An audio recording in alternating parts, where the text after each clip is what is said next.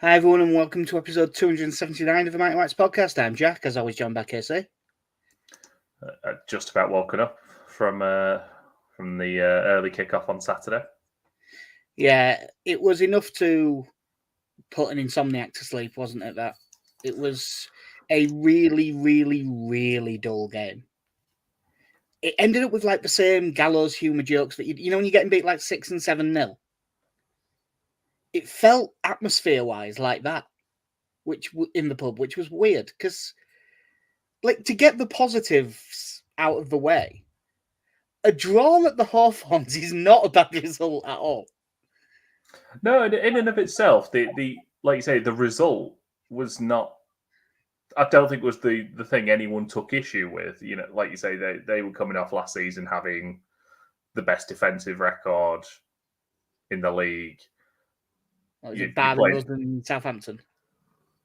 I might have been at home. I think no, I don't know. I don't know if it was just clean sheet. It was in Southampton, definitely the best two. Because Melier won the Golden Glove. And he's shit, so. Yeah. But you know, you're coming up against a very experienced Championship defence at this point. And Pascal Struijk won a header in their penalty area. That was that's pretty much the match. Well, yeah, I've got positives. Draw away at bad result. Draw away at West Brom is not a bad result. We conceded 6 goals in 2 games, so a clean sheet, not to be sniffed at. And Roden was better than he was in the first 2 games. Struijk was excellent. That is the entire list. Nothing of note happened. No, that is the list of positives. There is Struijk's deflected header wide,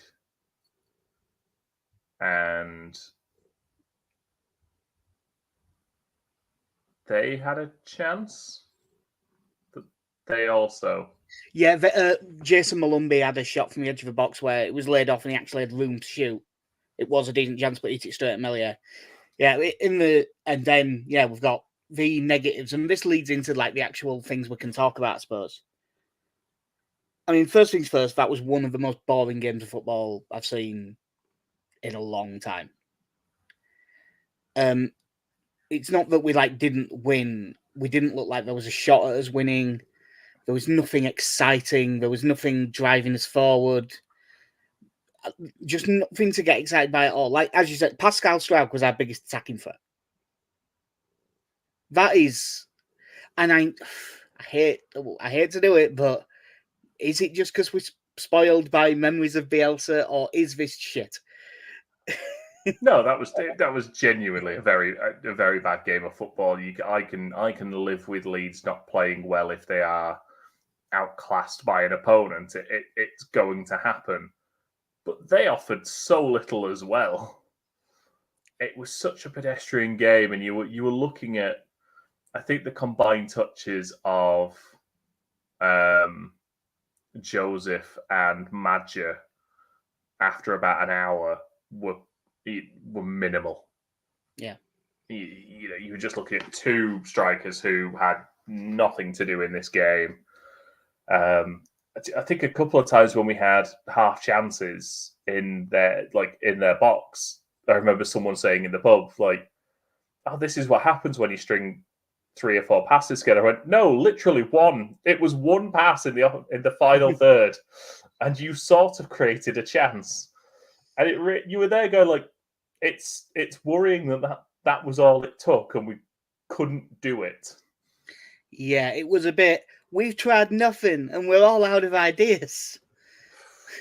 I mean, you looked at various stages of Nonto swapping with either Aronson or James to very little effect. Brendan Aronson came on, and it looked like it took him about a quarter of an hour to get a touch. Yeah.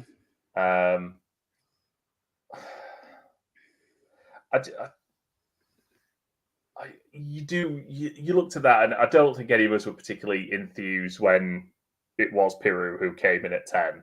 No, we fully expected it to be, but we didn't think it'd work. No. you just, I get it now at this point. Right, Georgie is gone. I can't hark on it too much. Can they hurry up and announce it? Because it's just like, just take me off fucking life support, will you? Like, I'm so sick of waiting for them to announce it. Also, they're now signing Matt O'Reilly off Celtic, which is another really good, really fun player. But if I was signing all of these players and not Georgie, I'd really like Brighton. But now I'm fucking mad at them. Yeah, they look really good on the opening day as well, didn't they, for them? I've said on here loads of times, if Leeds aren't playing now, if I can watch anyone, I watch Brighton. I think they're great fun. But now now it's gonna hurt every time. You just look and just think that there is nothing in that team that comes remotely close to what has been lost in selling Georgie. There's two parts to that. One, yes, obviously, but I don't think that there's like a couple of players in the league that you could maybe. I know you're not going to get the same caliber because this is what happens when you are able to keep a player that you had when you're relegated from the Premier League for a year. So I understand that it's very difficult to get that caliber in there, but without of the squad at the moment, I think we discussed before, like the closest you can probably come is Nonto in the middle, and then James and Aronson. Well, that brings us on to I had this on the notes for later. Pirou at 10 and who should come in. Like Pirou as the nominal 10 can work. It's Pirou as the playmaker that doesn't work. Sammy Smodics last season at Blackburn, although he can create stuff. He wasn't in the team to be the creator, even though most of the time he was at 10. He's in the team to be the finisher. And that's what, if you want to play Pirou there, that's what you need him to do. And we just not at all set up for that to be the case. No, you need to have him. Yeah, there is no one, or we have not tried it, at least a system of if Pirou is going to start as your striker, you have to have a 10 who is going to get past him at that point. If his job is to drop deeper, get in between the lines to get on the ball, then someone needs to be making the run ahead of him, and that's just not there. Like, it's why that sort of 3-5-2 idea still appeals to me, where you stick Ampadu in middle of the back three, you let your wing backs really bomb on to give you the width, and then you've got 3 centre mids, but you can have Joseph and Pirou, and Joseph can do all the chasing around that Pirou can't do. But I don't. Even that is a half-baked idea. I can tell that I'm in a phase of as the kids would say, copium. Last night I was sat working and thinking about, someone does need to rescue Dele Alli's career. You know what I mean? I'm just thinking about, no, that's not going to fucking happen. I mean, he's got to go somewhere. But that's where my brain is now, because it's desperation, because I just don't have any faith in any of the realistic things. You mentioned that Nonto is probably the closest we've got to someone playing like Georgie, someone who you could give the ball in a tight space and I can actually beat a man and drive you up the pitch. And I do think in our squad that's true. But if you want Nonto to do that job, you have to sign a winger. And it has to be a really good one. And the main argument is Jack Clark, who is probably, now that Somerville and Rutter have gone, maybe the best player in the league, definitely up there. And there is, everywhere is saying that there is truth to Leeds are looking at him. But all of them are like, but it's not going to happen. Don't get your hopes up. And today, the local press in Sunderland have suggested that the price would be 25 million, which is the record which would be the record for a championship signing by about 10 million. If it's actually doable,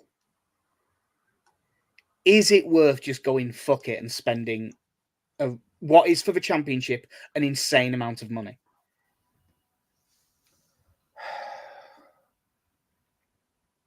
No, because it's not the only problem. Yeah. if that was the only issue we had, I think I could swallow it and go, yeah, you know what, George, we've got to just replace him, but everything else is fine. I could probably get on board with it. It's that we still need another winger. We still need another centre mid. We still need a pair of fullbacks. I think we only need one. We only need one. Byron as one backup is fine.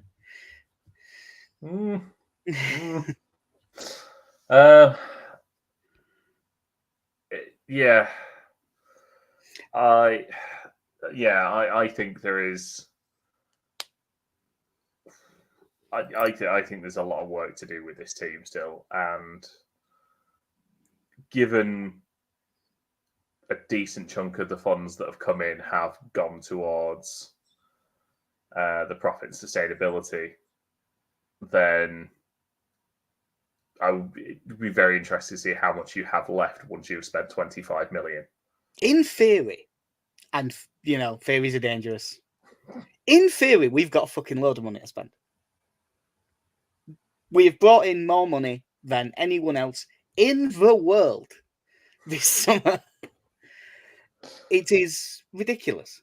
But I'm sort of with you on this in that if that's the price, I just don't think you can do it, because if you are signing Jack Clark, you are getting one of the best players in the league, but you're getting it for left wing, and probably, is that the only position where you could say we've already got one of the best players in the league? Yeah. In our team. If you would have 50 million quid's worth of left wingers. And I know that you can play Nonto on the right, and he is a better footballer than James, and maybe you can play him at 10 and you can get a bit out of him. But I have no idea who this is. And I haven't even heard the real, tacticals guys or the scouting guys who really look into stuff like all stats that way, those people, any of the scouted football guys. I haven't seen any of them come up with a name that's a Georgie-ish player. And unfortunately, because of the way we're set up, I think if we don't get someone to do that job, or unless Farker is willing to make a massive change to the way we play, and I don't see that either, I just can't see what it's going to be. I mean, my other desperation name was Villa have signed loads of players for this sort of role. Are they ever going to play Emi Buendia? Could we get a loan? Yeah, could we get a loan? Yeah, we'd have to probably pay him like 80, 90 grand a week, because I bet he's on massive money. Because they didn't sign him from Championship Norwich, they signed him from Premier League Norwich. But I don't know. And he's always injured half a season anyway. I don't know who it's going to be. But without Georgie, I just fail to see how we are going to be creative enough. And adding to that is sort of the next thing that I noted down in here, which was, is the partnership of Ampadu and Gruev too negative? Yes, it is. I was listening to Don't Go to Bed Just Yet earlier, and it's still a partnership that I think is getting used to each other, but I really feel that it's now pushed Gruev out of doing what he does best, because I think Ampadu probably does it better. And I didn't mind box-to-box screw against Portsmouth. There was very little of that on Saturday.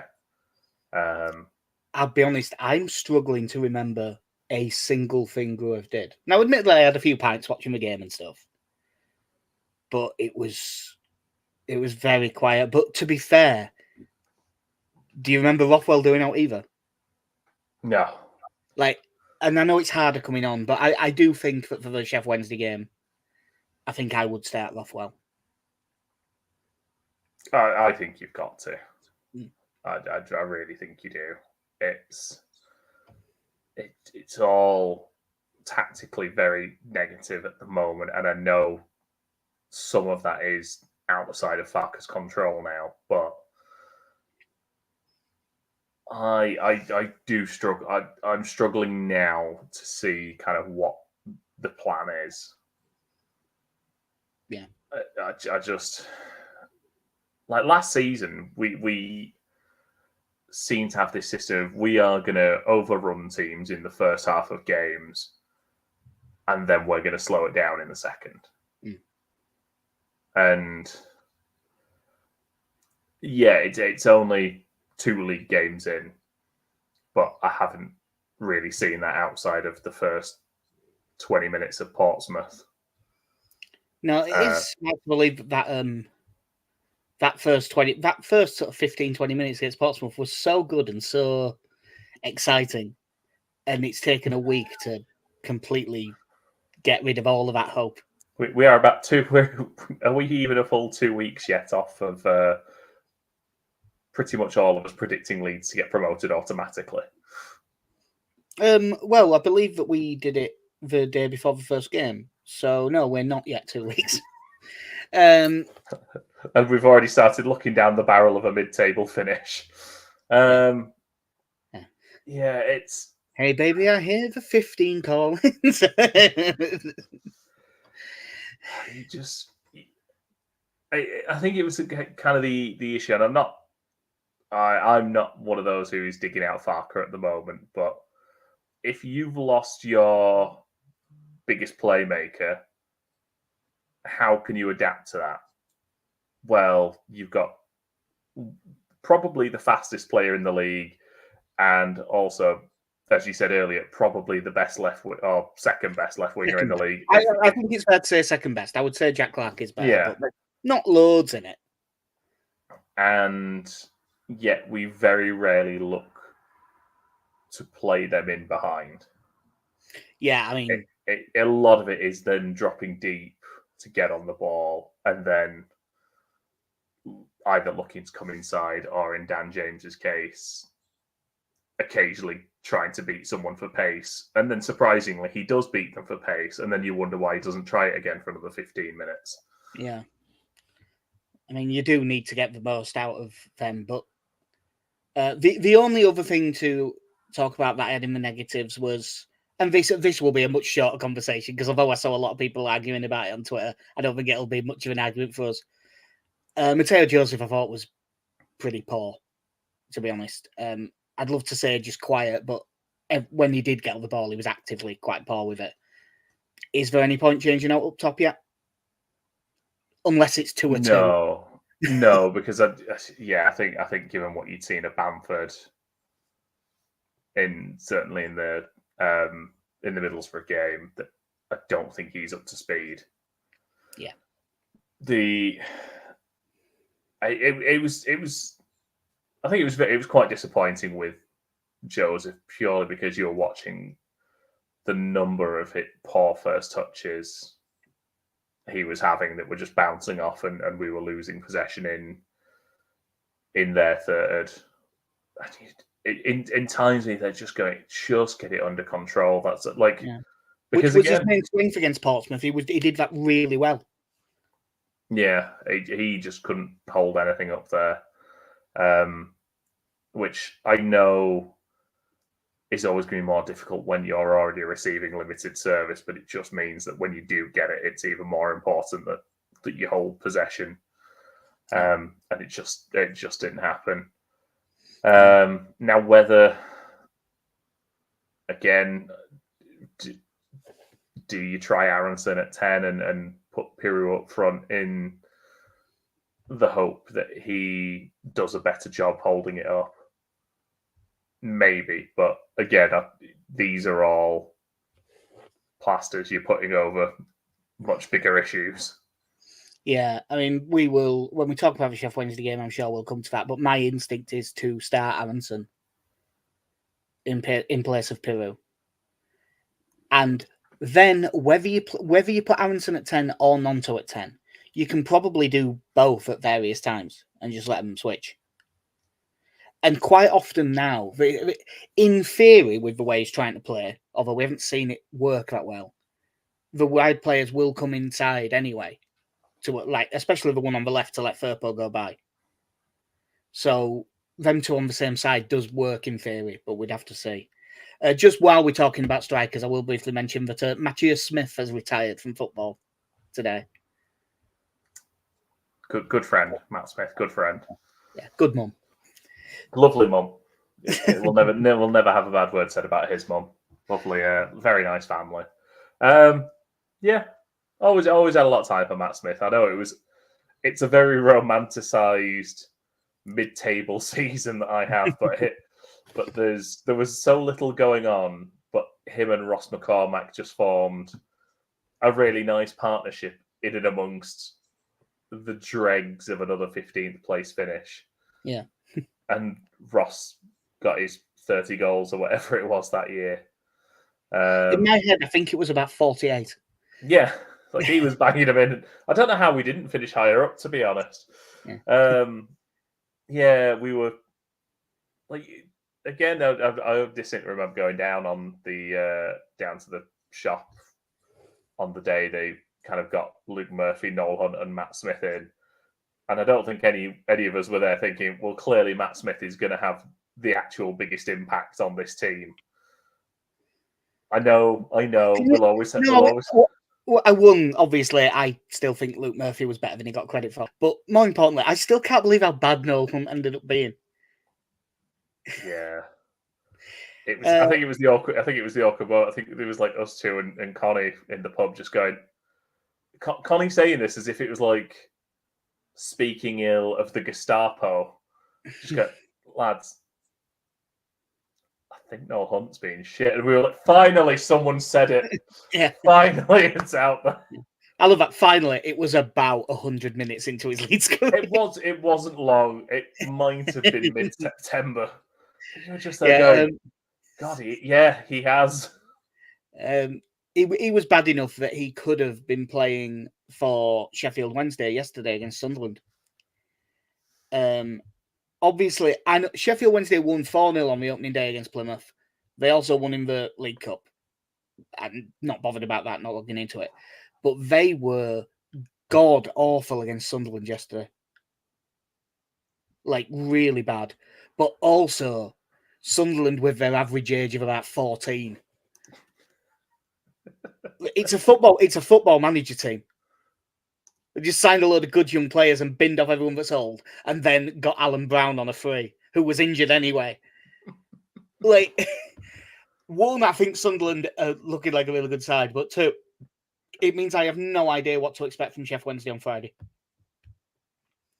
Yeah, there's not many teams will from the opening day have scored 4 goals and go into the third game of the season with 0 goal difference. Yeah, I mean, it's 4-0, 0-4 can't have happened very often. No.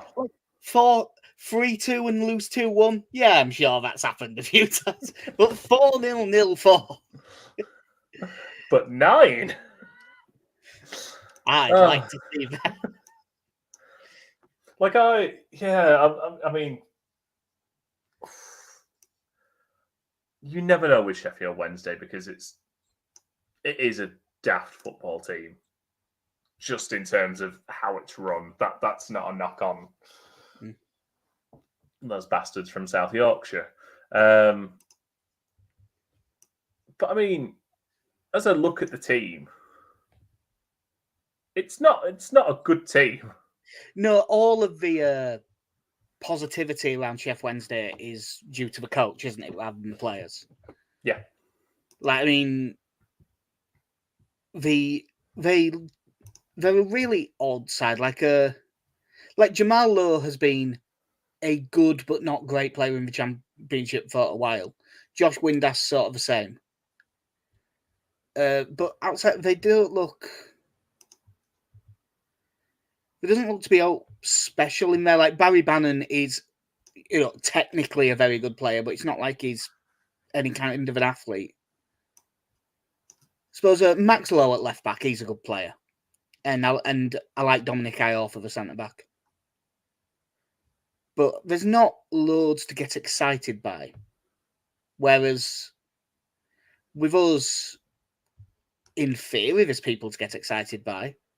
Not that I'd believe it based on Saturday. Allegedly. Yeah, allegedly. We have allegedly exciting players. That is true. Like, as you kind of go through some of these players, like you say, Jan Valeri's been in the Championship for a while. Dominic Iorf has sort of knocked around for a fair while as well. He was a promising player that, again, never quite. Yeah. Was it Wolves who came through that? Yeah. Jeremy Beadle in goal. Yeah. Probably. I don't know. I saw Jay Beadle. I couldn't help myself. Yeah, you see, on the one hand, he's a good goalkeeper, but on the other hand, old joke.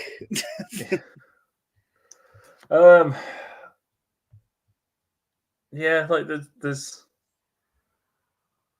not a lot to this Sheffield Wednesday team. There just isn't. And yeah, Friday night against Sheffield Wednesday will be problematic for us.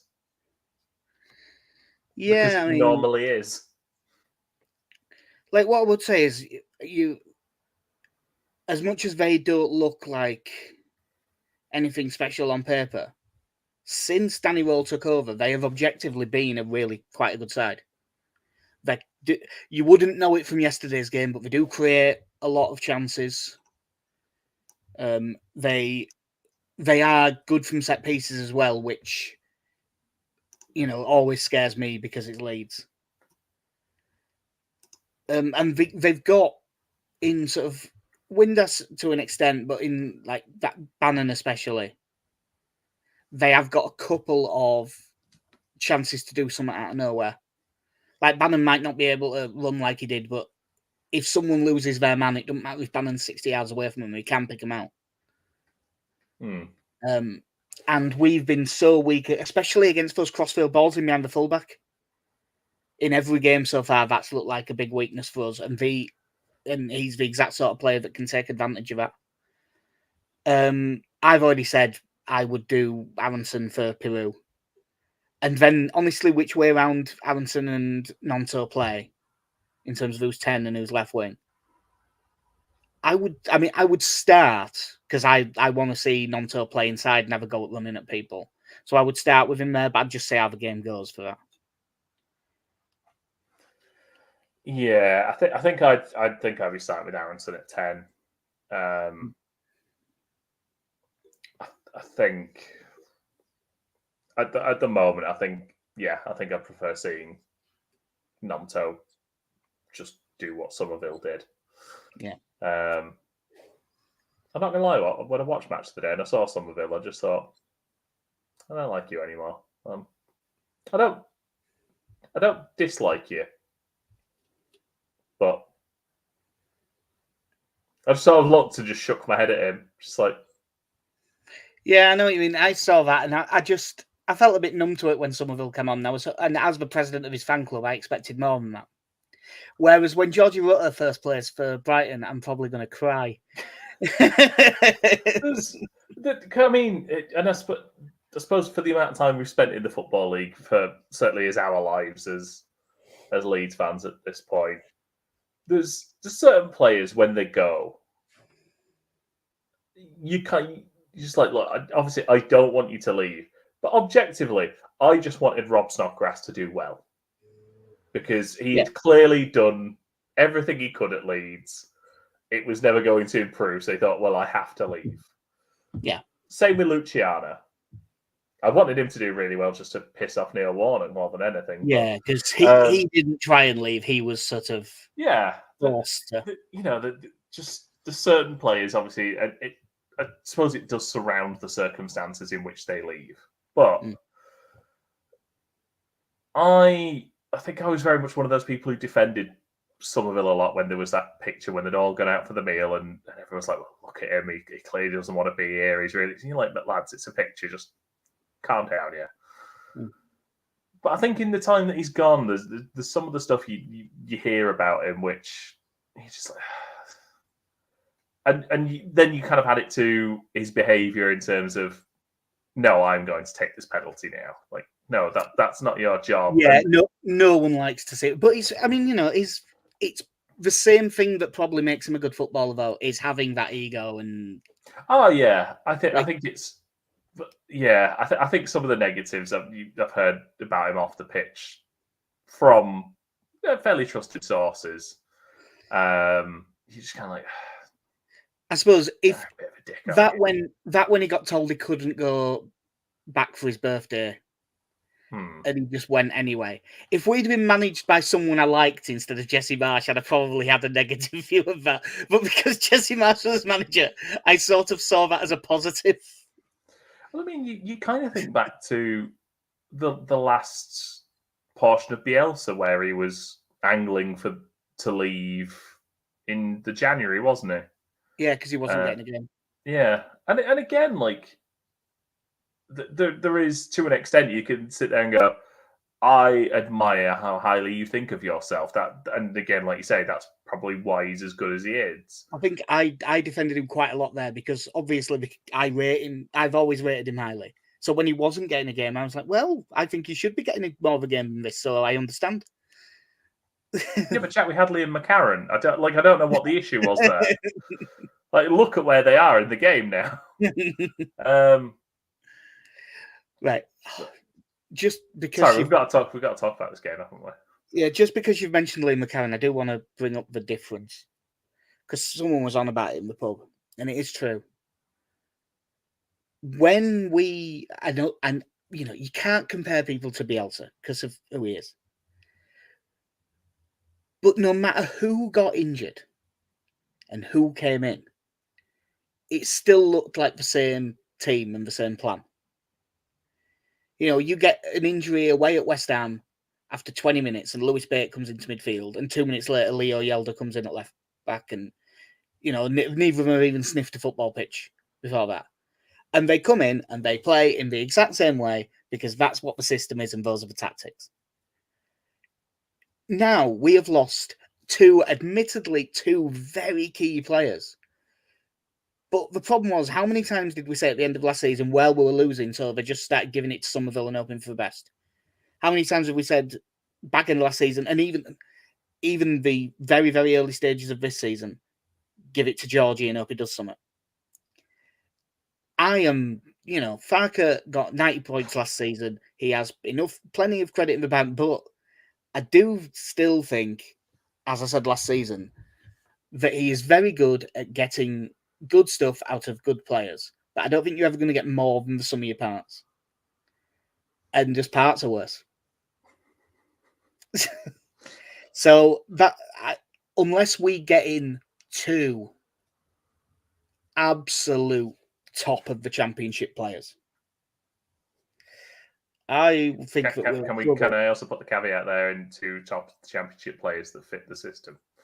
Yeah, true. That is a fair point.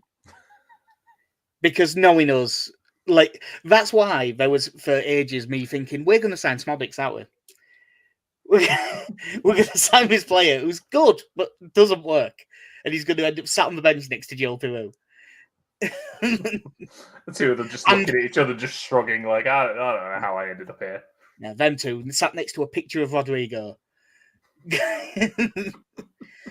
Well, yeah, that's why I can't have faith in us going into any game at the minute that we're gonna be set up right to win. The only thing that I can say to try and give me some is that if I look at Chef Wednesday's side and I look at ours, even with those players gone, it is still player for player. We have a better team than they do, and that's what I'm trying to look at to try and give myself some confidence. Yeah, I think, especially looking back at kind of the negativity thing at the moment for me, is you look at what Farke's plan was at the start of last season, with sort of just once the transfer window closed, what the team was when everyone was fully fit. And that has somewhat changed in as much as we've gone from having Ampadu and Gray next to each other in midfield, where Gray was kind of the one given the license to go forward. And although he never shot, Kamara was also given that license. He just never shot. Well, that's what I mean. So that was kind of the follow-up to that, was that when we had the right back problems, Gray dropped to right back, Kamara comes in, continues to do the same role. Injury to Strauch, Ampadu drops back, Gruev comes in, he does Ampadu's job. Grand continuation. It's what everyone wants. And now you've started with a midfield that doesn't have that continuity. That whereas you would have thought, well, to keep doing what you were doing last season, would you not have gone with most likely Ampadu and Rothwell? But no, we've gone more defensive. And then, so you're more reliant then on Georgie being the one to get us up the pitch, or whoever is at 10 now. And it just means going forward, I think you're just putting more of a workload onto fewer players who are going to be involved in the attacking phases. And I don't know if it's because the belief is that, well, if we play Gruev there as well, then Jaden Bogle's going to get higher up the pitch. But Archie Gray got up the pitch anyway from right back. Firpo got up the pitch. So those two are going to be the same. So I just think in terms of that, when we are going forward, and especially in the transition, that you are now just committing one less player forward. Yeah. And I don't know if he might sort of look, because if you remember when he first came in, Luke Ayling was like our furthest player forward. For like a month. Yeah. Can you remember? I was betting on him offsides whenever we were on telly. Because he was just so far forward. And that has become a lot more normal, our fullbacks. And I do wonder if he might sort of start to go back to that again. If we were to sign another winger, if it would mean Nonto going on the right, but playing inside, and Bogle plays high. But seeing as, again, his biggest weakness has been that long ball in behind the fullback, getting your fullback to vacate that space.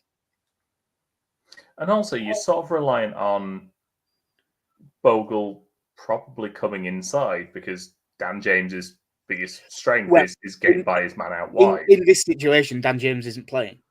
Well, yeah. Like, Nonto would be on the right and Jack Clark or whoever would be on the left. It's a weird one. I find it a bit because like Farke has gone on the record that he wants 4 players by the end of the window, and I think that's probably one short. But if you get 4 and they're really good, that's probably okay.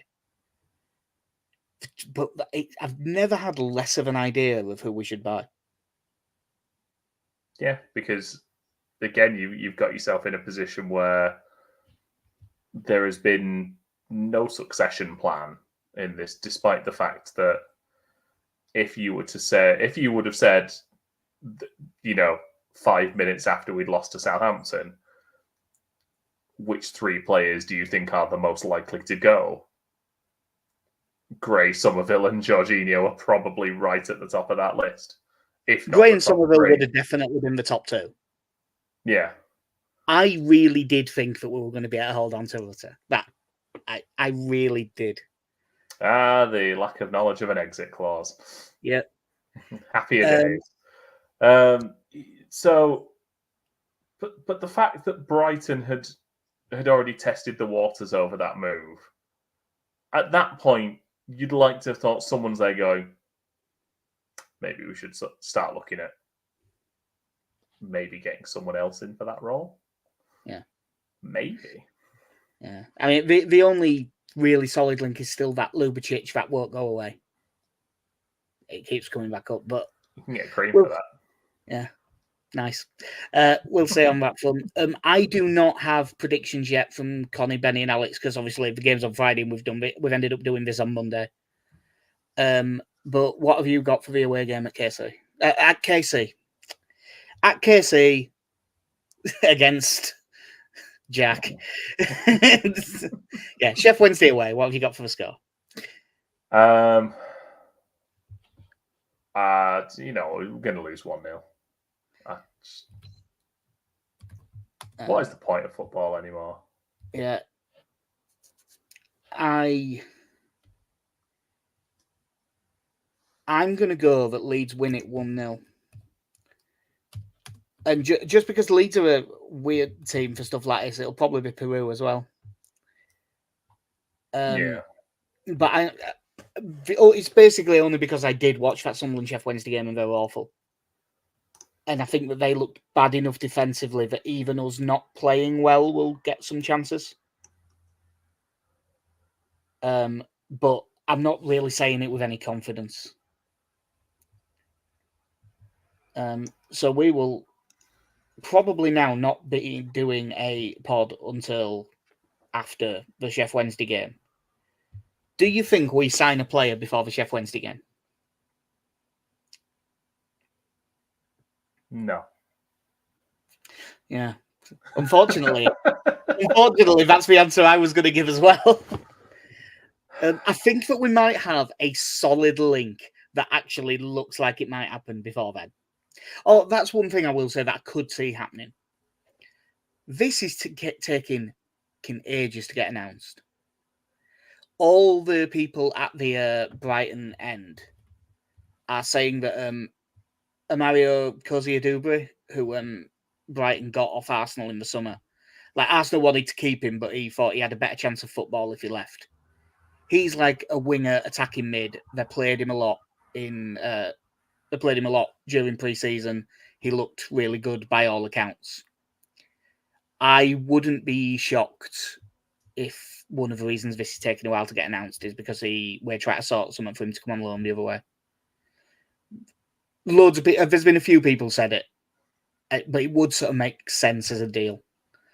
And you never know if he ends up not playing for England, it might mean that there can be another person added because I don't think Leeds have had a Montserrat player before. Ooh. Yeah. I mean, he plays for England at youth level and he's probably never going to play for Montserrat, but still.